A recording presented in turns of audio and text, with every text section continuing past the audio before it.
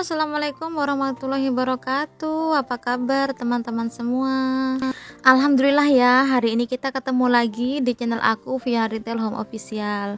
Baik, terima kasih banyak buat teman-teman yang sudah mau bersedia mengklik video saya, dan juga buat teman-teman yang baru bergabung di video saya ucapkan selamat datang, selamat bergabung di Fiona Retail Home Official yang tentang membahas persembako ya teman-teman ya. Dan saya tak lupa mengucapkan terima kasih banyak buat teman-teman yang selalu mendukung channel aku sampai hari ini. Saya ucapkan terima kasih banyak, semoga Allah senantiasa membalas kepada kalian semua ya teman-teman ya. Jadi di vlog aku hari ini ya teman-teman ya, ingin membahas sesuatu teman-teman ya, yaitu kenapa jualan kita barangnya habis, uang pun habis ya teman-teman ya. Ini banyak sekali teman-teman pewarung yang mengalami seperti ini ya teman-teman ya, terutama buat pemula-pemula yang baru mau merintis usaha dan juga modalnya pas-pasan ataupun modalnya boleh pinjam ya teman-teman ya. Banyak sekali kejadian seperti itu teman-teman ya, apalagi kalau di situ modalnya pakai modal bank bank mingguan atau bank harian ataupun sejenisnya lah teman-teman ya. Jadi banyak sekali teman-teman kita yang memaksakan diri membuka warung sembako tanpa tahu prospek kedepannya dan memulai usaha itu dengan nggak punya modal tapi memberanikan diri untuk pinjam pinjam bank dulu inti gitu teman-teman ya. Jadi tapi banyak sih juga pemodal-pemodal yang lain yang pinjam bank tapi sukses ya teman-teman ya. Tapi di sini banyak juga yang pinjam bank tapi dia nggak sukses ya teman-teman ya. Kalau buat yang pinjam bank yang dia punya bayaran yang setiap bulan kira-kira dia bisa bayar ya is oke, nggak apa-apa ya teman-temannya, karena dia sanggup membayarnya. Tapi kalau bagi teman-teman kita yang di situ baru merintis dan nggak tahu kedepannya, prospek kedepannya gimana, tapi sudah berani mengambil bank, akhirnya banyak di antara mereka itu yang warungnya tuh habis dan gulung tikar gitu ya teman-teman ya. Jadi kenapa warungnya tuh habis, uangnya habis, barang pun habis ya, seperti itu teman-teman. Kebanyakan tidak bisa mengelola keuangan ya teman-temannya. Jadi nggak tahu mana barang yang laku, mana barang yang cepat jalan di tempatnya dia, tapi karena manajemen yang salah tadi, pengambilan barang yang salah dan juga permodalan yang salah, akhirnya warungnya bisa habis. Terutama buat teman-teman yang tadi saya sebutkan yang pinjam bank harian atau bank bulanan ya teman-teman ya. Banyak sekali sekarang ini di desa-desa itu yang menggiurkan ya pinjaman-pinjaman seperti bank-bank mingguan itu teman-teman ya, atau bank harian. Itu kan banyak sekali tuh di warung-warung kecil-kecil ataupun ya siapa aja lah yang mau ya.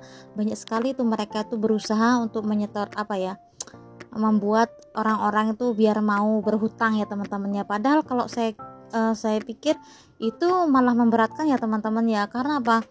Kalau kita pinjam uang seperti itu teman-teman, itu kan harus dibayar setiap minggunya teman-teman ya. Sedangkan namanya kita warung kan kadang rame kadang enggak. Kalau barangnya kita macet kan kita sendiri yang bingung untuk membayarnya. Belum lagi juga untuk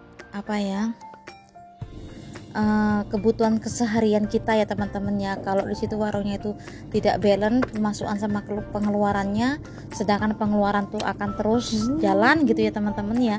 Nah sedangkan kita sendiri pemasukannya nggak pasti, kadang-kadang juga pada ngambil ke warung gitu ya teman-teman ya. Padahal warung itu ya belum sehat ya, dikatakan belum sehat itu warung itu sendiri tidak bisa membiayai warung itu sendiri. Jadi untuk pengeluarannya, belum lagi untuk kita yang ambil untuk pribadi ya teman-teman ya. Kebanyakan teman-teman kita yang gulung tikar itu salah manajemen di situ ya teman-teman ya.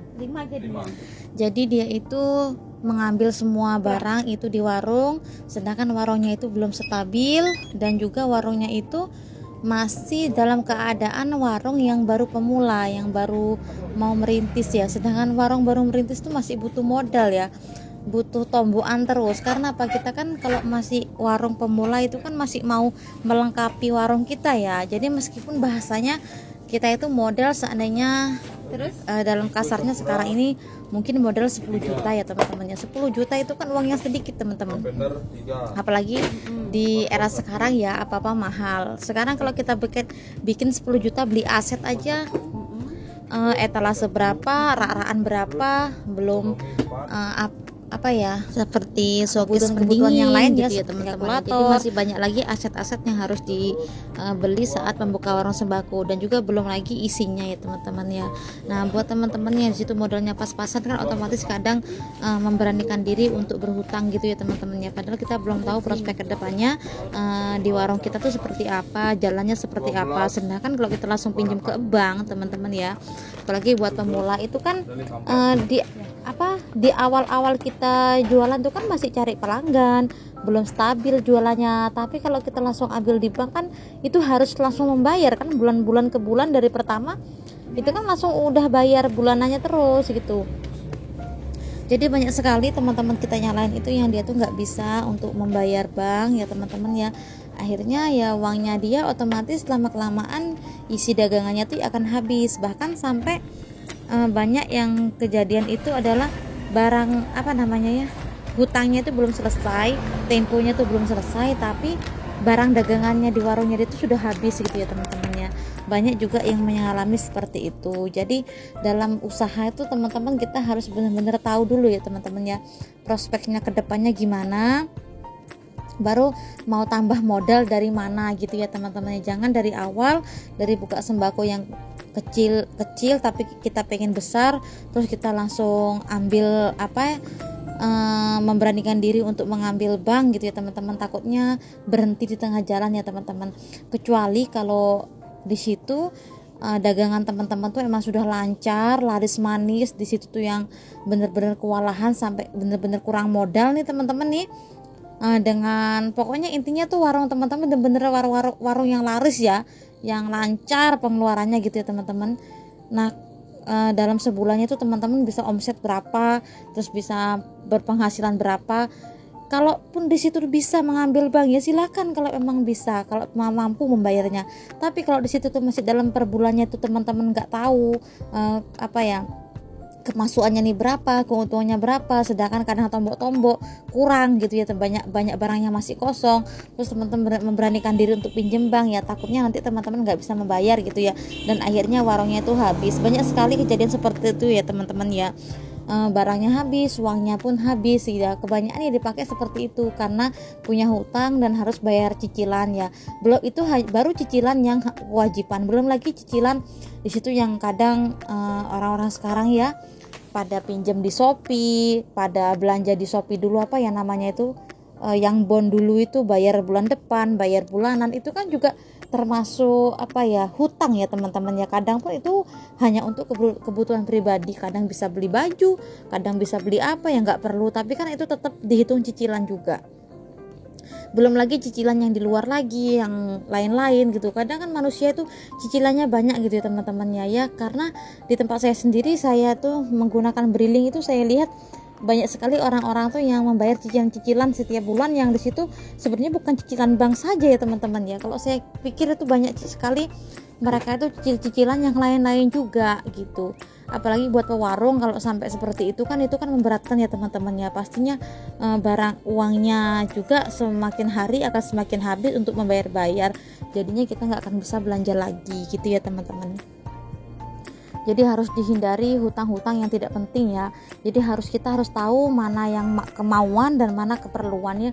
Kalau memang perlu itu kan harus dibeli, tapi kalau kemauan tuh kan kadang hanya keinginan saja yang tidak perlu gitu ya teman. Sebenarnya masih bisa dihindari, tapi karena kita kemauan tadi ya teman, kepingin, jadi nafsu pengen beli ini beli itu yang tidak bermanfaat, akhirnya memberanikan hutang, akhirnya warungnya tidak jalan lagi karena yaitu tadi salah jalan ya teman-teman ya. Jadi harus dihindari kira-kira apa yang perlu dibeli dan apa yang harus dihindari gitu ya teman-teman. Dan juga dalam usaha warung sembako itu harus pinter-pinter cari lubang ya teman-teman, cari tambahan. Kalau memang usahanya memang bener-bener hanya di warung ya harus cari tambahan ya teman-teman ya. Mau ditambahin jualan apa jualan es-esan, apa jualan apa.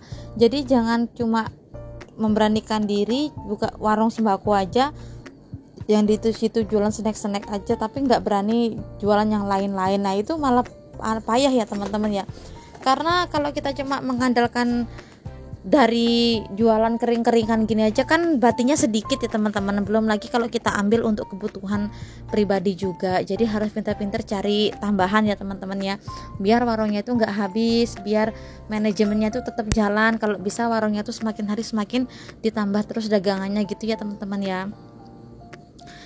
Buat teman-teman juga yang masih pemula itu harus benar-benar hati-hati dalam memilih produk-produk jualannya ya teman-teman ya. Jangan asal-asal beli. Jadi teman-teman harus tahu barang di warung teman-teman itu yang laris yang mana, yang enggak laris yang mana.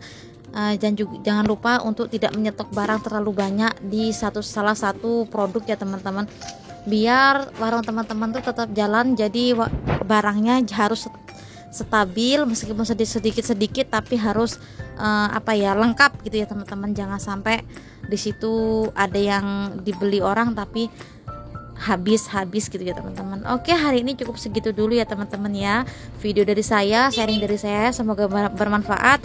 Assalamualaikum warahmatullahi wabarakatuh.